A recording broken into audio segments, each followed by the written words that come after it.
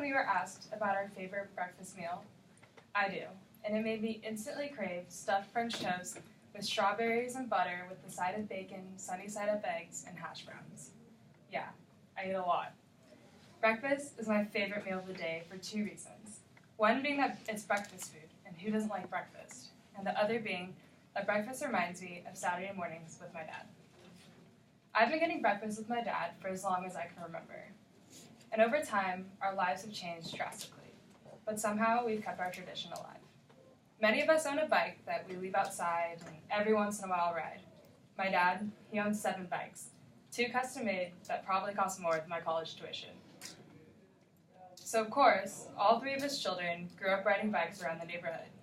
Every Saturday morning, my dad, my brother, my sister, and I would ride our bikes to Janet's Cafe and have a delicious breakfast, complete with sunny side up eggs, just the way I like them. My dad never took us to IHOP or Denny's. He always took us to unique restaurants, diners, and bakeries, which I think is part of the reason why I'm such a foodie today. Sadly, the Saturday morning rides to the local diner came to an end in 1st grade when my parents got divorced, my dad moved out, and our memories of those days sat in our garage, rusting away. My weekends were now spent at my grandma's house, where my dad lived temporarily. The transition was difficult, but what made it easier was that we continued our breakfast tradition, but without the bikes.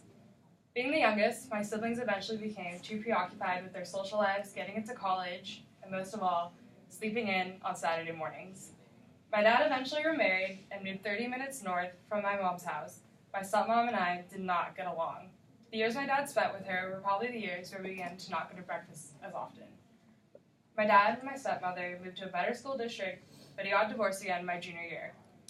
I definitely felt like I had lost a bit of relationship with my dad, despite moving in with him instead of my mom. Once my stepmom was out of the picture, our Saturday breakfasts were just my dad and me again. But I became so busy with school and extracurriculars, and eventually I was going to leave for college. I learned to cherish those breakfasts together for the last couple of years I was at home. Now, when I visit home, I still go out for breakfast with my dad, and sometimes my siblings even come if they're home too.